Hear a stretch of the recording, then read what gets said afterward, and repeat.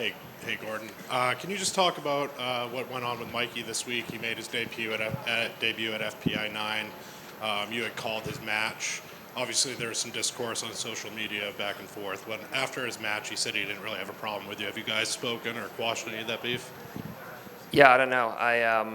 I woke up and Mikey was just like attacking me. I've always been nice. I've trained with Mikey before, and we've always been nice to one another. And I actually talked pretty positively about him on Rogan's podcast when I was on there. And I've never had anything against Mikey, but he always has my name in his rants about steroids and things like that. And he always says he'll say my name and then he'll be like, these guys aren't athletes or these guys are mentally weak or whatever the case is. So I let it go for a while, and he just kept attacking me. So I was like, okay, I'm gonna play that game. Let's play that game. And I don't have any issue with Mikey, but if you want to attack me, we can play that game. And all these guys who stand on moral high grounds in the sport are just the fakest people on the planet. So just this is a guy who's attacking my morals and saying he's a cheater, this and that. This guy has been on 37 different jiu-jitsu teams. He just takes what he wants from a team, and then when he has all the knowledge that he can get, he just leaves and goes to a different team. It's just shut up, dude. Just leave me alone and do your thing. Now that the UFC is getting more and more into professional grappling, what are your thoughts on cleaning up the sport as far as PEDs and drug testing as professional grappling gets more and more in the mainstream? Well, I think I'm pretty indifferent as to insofar as PEDs one way or the other. If a tournament wants to have them, great. If they don't want to have them, great. I think obviously the matches will be better. I think the athletes will be better athletes. The athletes will definitely be able to get paid more, because the better you perform, the better you look. These are all things that will lead to you being paid more as an athlete. People want to see the world's best athletes. So if I go out there and I'm 30 pounds overweight and I look like a slob or I'm not jacked, me and Andre, we both went out and we competed at ADCC and we were both shredded. We looked like real athletes, and that's what people want to see. And the main issue right now with taking performance enhancers out of jiu-jitsu is there's not one governing body in jiu-jitsu. So you or I can start a tournament tomorrow, and we can, one of us can have PEDs legal and one of us can have PEDs illegal. So the problem is that if one organization makes it so that PEDs are illegal, but then all the other organizations that you're competing at throughout the rest of the year say they're legal, now I have to be clean throughout the year to compete at your one organization, but the rest of the guys who aren't competing at your organization can do steroids the full year round. So then I'm competing against those guys natural, and in the other organizations, those are the guys who are using PEDs. So the problem is it needs to be one thing across the board. They either need to be legal across the board for all the big tournaments, or they need to be illegal, because then if they're illegal for one but they're legal for the other, you're just going to have athletes who won't compete in those events. Like you see IBJJF, they started making PEDs illegal for worlds, and for no-gi worlds and for gi worlds.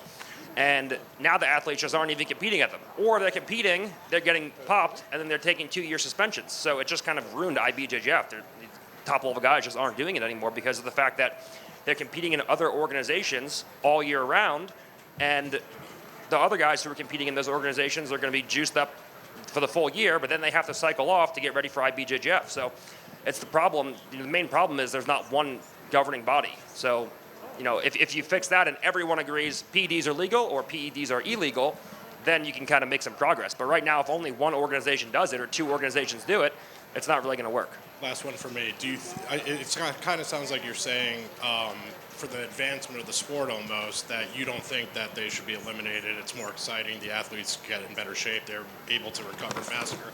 Is that kind of what you're saying? Well, I mean, for all sports, the reason people watch professional sports is to see the absolute best athletes in the world do what they do.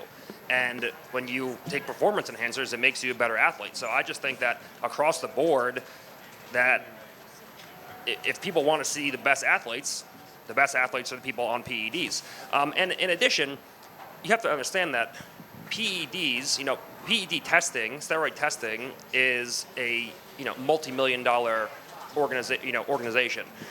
But the money that goes into beating steroid tests is a multi-billion-dollar organization. Like when you have people competing at the Olympics, you have scientists hired by the country of Russia, by the country of China, by the country of the United States to go out and to beat these tests. So all that PED testing really does, in my opinion, is it makes it so that the people with the good teams and doctors can afford to beat the tests, and then the guys who are up and coming, who are just, at some obscure gym in Kentucky who are trying to make their way up, those guys can't beat the test, and they have to compete natural. So all you're doing is that you're making so that the guys on top can still afford to beat the test, and the guys on bottom can't afford to beat the test. So then you have natural guys competing against juice guys anyways, whereas if they're legal, then everybody can just take as many steroids as they want, and if it's really against your moral code or whatever the case is to take steroids, then do it natural. I have no problem with that. But it gets tricky because there's always guys that are going to beat the tests, and I think that obviously it complicates it when you have PED testing. But there's still going to be guys that are on steroids. I mean, you look at the NFL has drug testing, and the guys in the NFL have traps coming from their AC joints up to their ears. So I mean, it's just largely a joke. It's just for show. Gordon, in front right here. When you have like Mikey, he's been talking about this PED issue for a long time, but when he's on the platform of the UFC now, it gets amplified, obviously, and especially in America, the PEDs just have a stigma about it in all sports. So I guess why do you think there is such a stigma surrounding? Because as you said, the best athletes are on performance-enhancing drugs make the sports more exciting. That seems to be the argument about baseball, basketball, football, but why do you think there is this stigma and hesitation to kind of accept that PEDs are being widely used? That's an interesting question. Like if you look at Brazil, like you could go into the pharmacy and you can get like a lot of the PEDs over the counter. So it's I don't really know why Americans have this big thing that are against PEDs. A lot of them consider it to be cheating, and in a lot of sports it is cheating. Like a lot of sports you aren't allowed to use them. Insofar as why Americans don't agree with the use of PEDs, I'm not really sure. Because when you look at Americans, they want to see athletes be the best athletes they can be, and the lifespan of an athlete is relatively short. PEDs help improve that lifespan. You can compete longer, you can recover faster, and if you're competing until 30 or 35 years old, maybe you can squeeze an extra 2 or 3 years out of that, and you can give the fans what they want. You can keep competing for a longer amount of time, and make a little bit more money yourself for it. So I'm not really sure why Americans dislike the use of PEDs. It's versus relative to other countries. I'm not positive. And moving on from the PED talk, just where are we at in your own career? Because obviously we saw you at MSG with John Jones. I think you said you're not coming back for ADCC 2026, or am I misremembering that? Well, yeah, Kynan called me out. Everyone calls me out, so here we are. But I'm just trying to rehab my knee right now because I had a ACL and PCL sprain, and then an LCL, grade 2 LCL tear in the first match, the match with Penna, and then my stomach. I always have a bellyache, so you're just trying to get that back to normal. And Mo stepped down from ADCC, so someone's going to take ADCC, and I wasn't going to do this ADCC this last time. But I felt like I kind of owed it to Mo to do, and I thought that it would be important for me to break the all-time gold medal records for John as our coach, for him to say that he has a student that did that. But the next one, we'll see. We'll see how it plays out. Number one, the main thing is my health. Just getting my stomach to a point where I can actually grapple well. And then number two, we'll see what ADCC becomes in 2026, because I really did this last one. My stomach was so bad, I just did this as a favor to Mo. But now that Mo's gone, I really have no reason to do it unless I'm healthy enough and there's some kind of incentive to do it. I'm just curious your take on it, because we spoke to Crone Gracie at Media Day, and I'm sure you saw some of his last fight where he pretty much only grappled. And Dana said it was limited. Crone said it was one of his biggest mistakes. He showed up with one tool because he felt pressure from the jiu-jitsu community to only use jiu-jitsu. So I'm curious, what do you make of just like Crone, that approach, that high-level jiu-jitsu, but it's obviously MMA, you can't only use that? Well, I mean, if you look at like Khabib used like pretty much only jiu-jitsu, but he he kind of transcended wrestling and he transcended jiu-jitsu, where it was like more of a submission wrestling game. Like if you look at Khabib's game, it's a lot more similar to what we do in an ADCC rule set than it is in like a freestyle wrestling or a collegiate match. So, I mean, Khabib did it the same way as Kron's doing it, but Khabib did a much better job, obviously, of transcending jiu-jitsu and transcending wrestling and kind of merging them together to become successful. Whereas, Kron in his past fights has used traditional old school jiu-jitsu, and traditional old school jiu-jitsu just isn't enough to translate into mixed martial arts. You need guys like Hamza, you need guys like Khabib, you need guys like Islam, who if they were to compete in a strictly jiu-jitsu match against the best guy in the world at their weight class, they wouldn't win, but they're a lot more equipped to deal with the best guys in the world in MMA because they've gone further than just what jiu-jitsu is. Who impresses you the most in the current MMA world in their grappling? Hamza's really impressive. His ability to scrimmage and to always end up on top is really impressive. Islam is very impressive too. Their ability to, Khabib obviously was, before he retired, but their ability to just get guys up against the fence and work their fence wrestling system and then hold guys down and force guys to carry body weight. So you see Khabib will just let guys up. And every time they go to get up, they're not just getting up, they're carrying Khabib's body weight up. So this style of wrestling for MMA, like you see with Khabib, you see with Islam, you see with Hamza, I think that is the best kind of grappling that you can have for mixed martial arts. Gordon, one for me. You commentated at Fight Pass Invitational 9 the other day. What was that experience like, and how did it feel to just be on the other side of things? It was great. I've commentated before, other events and at FPI. Techi is doing an amazing job, Stephen Techi, of getting FPI kind of up and off the ground. They've had 9 successful events so far, and every event that they do just gets a little bit better. It feels like you're at a real professional event with a well-oiled machine going through exactly what you need to go through. It's like 6:01, you're here. 6:02, you're here. 6:03, you're here. So it's like boom, boom, boom, you're finished, and that's it. So, the most professional event that I've worked with, insofar as just logistics and production. And, every single card has heavy hitters, ADCC medalists, ADCC champions. So every card is getting much better. And I'm excited to see, where we can take it. So unfortunately, I'm not competing. And the one match I did have at FPI, I wasn't satisfied with. So hopefully I can have another one at some point. But until then, I think just, the fans, as much as they hate me and much as, people don't like me, I think we can all agree that the commentary was pretty unbiased and, technically sound. So, props to UFC, props to Fight Pass, and I hope that they're generating enough revenue to keep this going. Hey, Gordon, right back here. Gordon, obviously this has been a huge year for jiu-jitsu around the world. The number of events, the number of high-profile events that gave so many grapplers big opportunities. As a guy who's been, at the head of the, sport for so long, what's it like seeing so many other men and women get these opportunities and kind of make more of a living just through jiu-jitsu and maybe not as much pressure to go into MMA and stuff like that if they don't want to? Well, it's great. 5 years ago when I, first burst onto the scene, I said my whole thing is I want to take jiu-jitsu mainstream, which I don't think it quite is right now. I mean, T-Mobile was almost, the arena we are in right now was almost sold out for ADCC. But you have some guys who are on the verge of becoming household names, but it's not quite mainstream yet.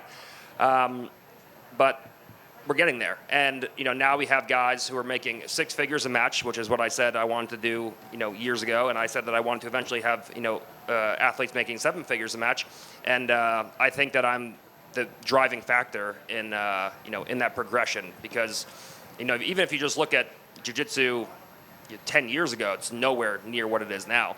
ADCC was in high school gymnasiums and we almost just sold out, had a pretty much sold out T-Mobile arena. So I think that we're on the right path, and we need more star athletes is the thing. And the problem with creating a star athlete is, can they keep winning, which nobody can do. Everyone wins 2 matches and loses 1, so it's hard to really create a hype train like that. And if they can keep winning, are they exciting? Either inside of competition or outside of competition. So there's a lot of things there's a lot of requirements to build a star. So it's hard to get a guy who's just keeps winning and is exciting. But that's what we need more of. So if we can find a charismatic guy who can actually not be terrible and just keep winning, across the board against all different styles for years at a time, I mean, that's what we need in this sport. So we saw you corner John Jones, who talked about, the respect for the game of guys like Khabib, Islam, and Hamzat. If a fighter came to you and they're fighting one of these really dominant Dagestani-style grapplers, what would be some of the first things you would help them with to prepare them to combat such a style on the mat?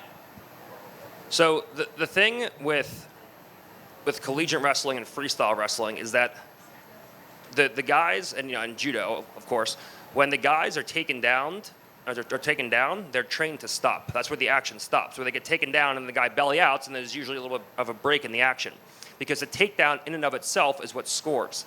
In ADCC and in mixed martial arts, the takedown itself means nothing. The control and what happens after the takedown is what matters. So can you actually hold the guy down? And what these guys are so good at is they don't stop moving until they get to top, until they solidify top position. So it's not just like, oh, takedown, let me stop. They can take a guy down, they can follow him and hold him down and either punish him with strikes or make them carry body weight until they concede bottom position. So the whole thing when you're fighting these guys is you have to teach them to hustle till they score and to win the scrimmage. So you don't stop moving. If a guy like Hamzat hits a takedown on you, you absolutely do not stop moving unless you are mechanically pinned, chest to chest in the side control or something. Your chest to back where he has your back. Those are the only two reasons you should stop moving. So you don't stop moving unless you're mechanically pinned. So you only stop moving when you're either on top or at least back to neutral and standing position. And a lot of the guys that you see, these guys wrestle, they get taken down and they just stop because that's what they're used to. They're used to training with traditional wrestlers who after the takedown, the action stops. Whereas with us, in jiu-jitsu and in mixed martial arts, the action starts after the takedown. Thank you. Gordon? John Danaher said that he saw on the street people getting soccer kicked to death, and he talks about that like as cold as a cucumber. Have you ever seen him freaked out about anything? No, it's John's pretty stoic. It's hard to get him really riled up about anything. There was this crazy homeless guy. I think Rogan talked about it a little bit, who actually attacked me like right outside where we train, and I actually soccer kicked him. And John walked outside because he had to go teach at Henzo's. He was going to leave, and he's like, "What happened?" And I was like, this, and this. The cops are on their way. And John goes, "Okay, very good, buddy. I'll see you tomorrow." Like shakes my hand and like just gets in his car and leaves. So I've actually been involved in that exact scenario. And John was just like, "Okay, cool. Like, glad you used some of the stuff I taught you to defend yourself." So it's pretty hard to shake John up.